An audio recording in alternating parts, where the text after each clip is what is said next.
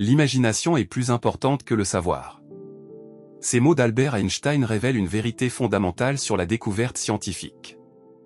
Imaginez un jeune homme, les cheveux ébouriffés, plongé dans ses pensées, un monde d'idées s'illuminant en lui. À une époque où les lois de la physique semblaient immuables, il a osé rêver, s'interroger et défier les dogmes. En 1905, son « Année merveilleuse », il a publié 4 articles révolutionnaires, dont sa théorie de la relativité restreinte, qui a bouleversé notre conception du temps et de l'espace. Ce fut une véritable révolution, un défi à la logique conventionnelle. Au début du XXe siècle, l'Europe était marquée par des avancées technologiques et des tensions politiques croissantes. Des mouvements comme le mouvement ouvrier émergeaient, remettant en question l'ordre établi. Dans ce climat, la science entrait dans une nouvelle ère. Les découvertes de Maxwell sur l'électromagnétisme et de Rutherford sur le noyau atomique annonçaient une compréhension plus profonde de la matière. C'est dans cette atmosphère d'évolution qu'Einstein, jeune homme de 26 ans, portait en lui l'étincelle de la révolution scientifique. À Berne, en Suisse, où il travaillait comme examinateur de brevets, il était immergé dans un environnement intellectuel stimulant. Malgré son emploi, il passait ses soirées à lire et à réfléchir. Sa condition de juif en Europe, à l'époque de l'antisémitisme croissant, le poussait à questionner les valeurs universelles de la science. Ce jeune homme comprenait que les défis extérieurs reflètent souvent des luttes intérieures. Einstein forgeait une nouvelle voie, une route pavée d'idées audacieuses. Sa quête de compréhension était le reflet d'une époque désireuse de connaître l'univers. Il était à la croisée des chemins entre les découvertes passées et les révolutions à venir, un véritable pionnier qui croyait que l'imagination pouvait alimenter la science. En 1905, il est reconnu pour ses articles dans Annales d'Air Physique. Son étude sur l'effet photoélectrique a démontré que la lumière est constituée de particules appelées photons, ce qui a fait avancer la physique quantique et lui a valu le prix Nobel en 1921. Cependant, il a dû faire face à l'incompréhension et au scepticisme. Sa théorie de la relativité restreinte, qui soutenait que le temps et l'espace ne sont pas absolus, a souvent été accueillie avec méfiance. Mais il accueillait le scepticisme comme une invitation à approfondir ses idées. Sa vie personnelle était également marquée par des luttes. En 1903, il épouse Milva Maric, mais la pression croissante de sa carrière met à rude épreuve leur mariage, qui se termine en 1919, un tournant qui lui permet de se concentrer sur son travail. En 1915, il présente sa théorie de la relativité générale, redéfinissant notre compréhension de la gravité. Contrairement à Newton, qui voyait la gravité comme une force à distance, Einstein l'a décrite comme une déformation de l'espace-temps par la masse. Cette idée a été confirmée en 1919 lors d'une éclipse solaire, marquant un tournant majeur dans l'acceptation de ces théories. La renommée d'Einstein grandit, mais il ne reste pas enfermé dans son laboratoire. Il devient un ange de paix, dénonçant le militarisme et plaidant pour la justice sociale. En tant que figure emblématique, ses engagements humanistes et ses valeurs morales ont ajouté une dimension à son personnage. En 1946, il prononce un discours percutant sur le racisme, illustrant son engagement envers l'égalité. L'imagination d'Einstein a brisé les barrières des conventions scientifiques. Sa théorie de la relativité générale a ouvert des horizons insoupçonnés. Au lieu d'un espace-temps rigide, il a proposé une toile dynamique où la masse courbe l'espace et le temps, réalisant que la lumière pouvait être déviée par la gravité, confirmée par des observations lors de l'éclipse. Malgré le scepticisme, ses idées ont triomphé, ouvrant la voie à des avancées majeures. Einstein nous a montré que la science doit servir l'humanité.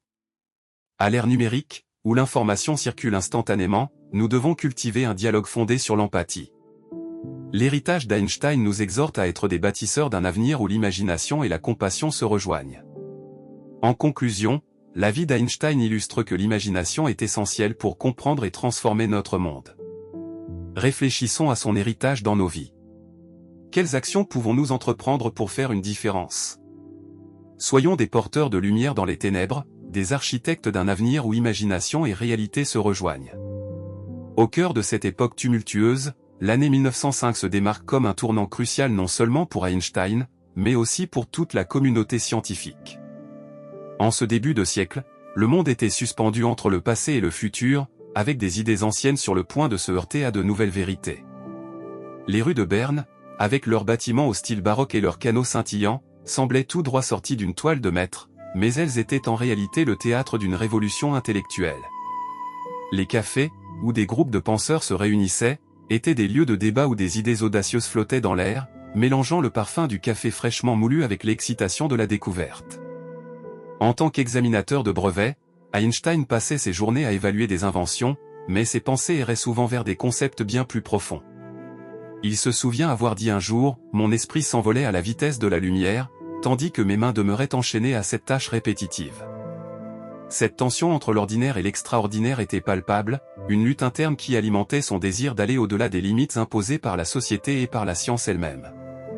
Sa première contribution majeure, l'article sur l'effet photoélectrique, s'est révélé être une brèche dans le mur de l'incompréhension scientifique de l'époque.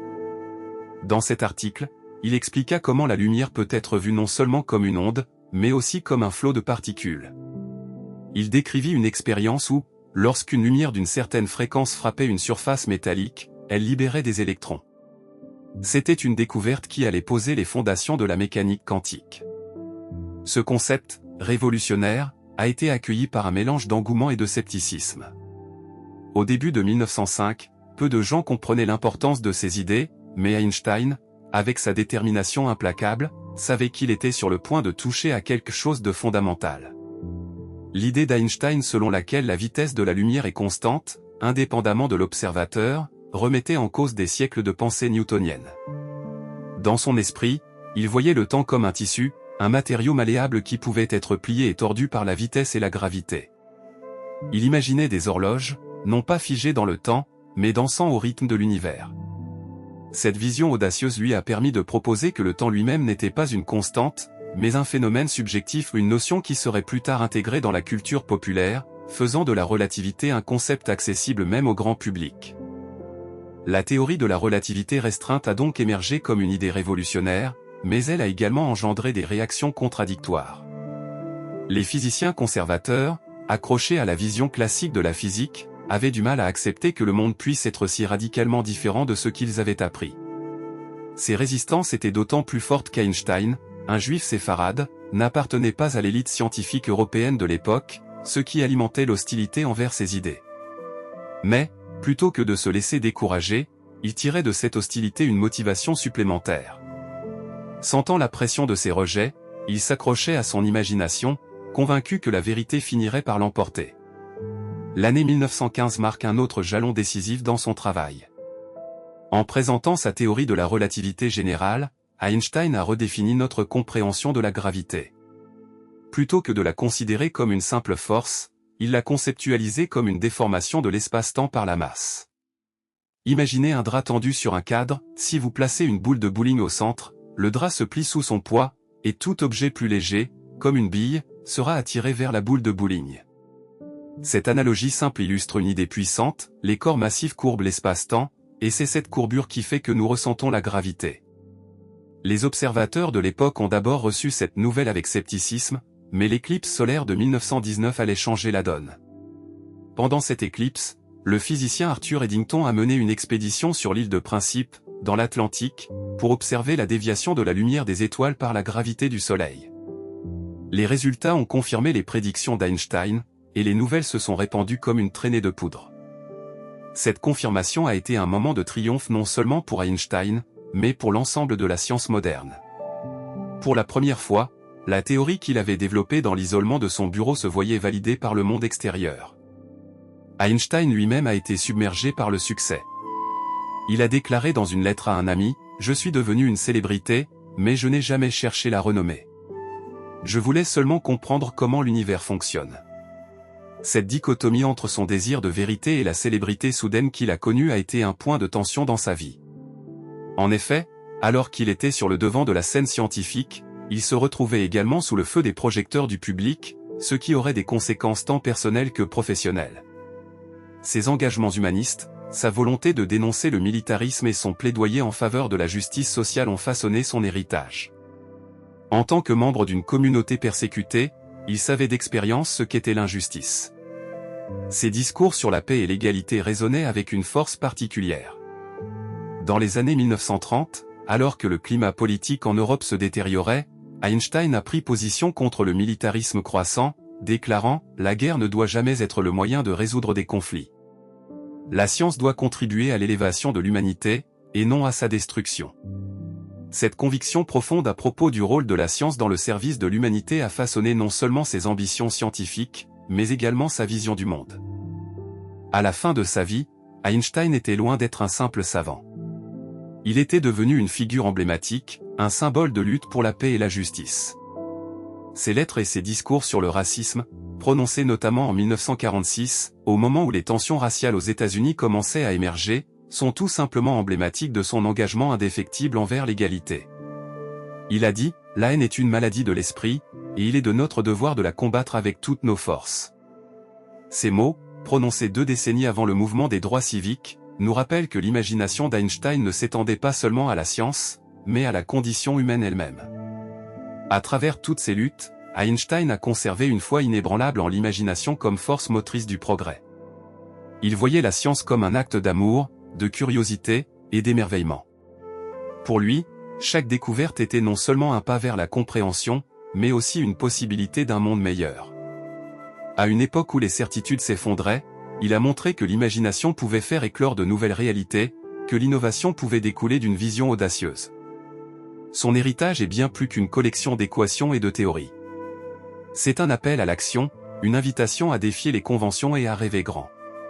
En nous regardant dans le miroir de son rêve, il nous rappelle que chaque individu a le potentiel d'être un pionnier, un bâtisseur d'un avenir où l'imagination et la compassion se rejoignent.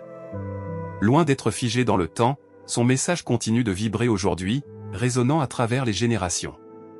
En somme, la vie d'Einstein est un récit d'espoir et de persévérance, un témoignage de la puissance de l'imagination. Dans un monde en constante mutation, où les défis semblent parfois insurmontables, nous devons nous souvenir de ses mots et de son exemple. Que pouvons-nous faire pour construire un avenir éclairé? Comment pouvons-nous intégrer l'imagination et l'empathie dans nos propres vies? L'héritage d'Einstein nous exhorte à ne pas seulement être des observateurs passifs, mais à nous lever et à être des acteurs du changement. L'histoire d'Einstein est celle d'un homme qui a défié les conventions, mais elle est aussi celle de chaque individu qui rêve de transformer le monde à travers la compréhension et la compassion. C'est un appel à tous les visionnaires, les rêveurs et les artisans du changement, à se lever avec audace et à imaginer un futur où la lumière de la connaissance éclaire les ténèbres de l'ignorance. Soyons ces porteurs de lumière, architectes d'un monde où imagination et réalité ne font qu'un.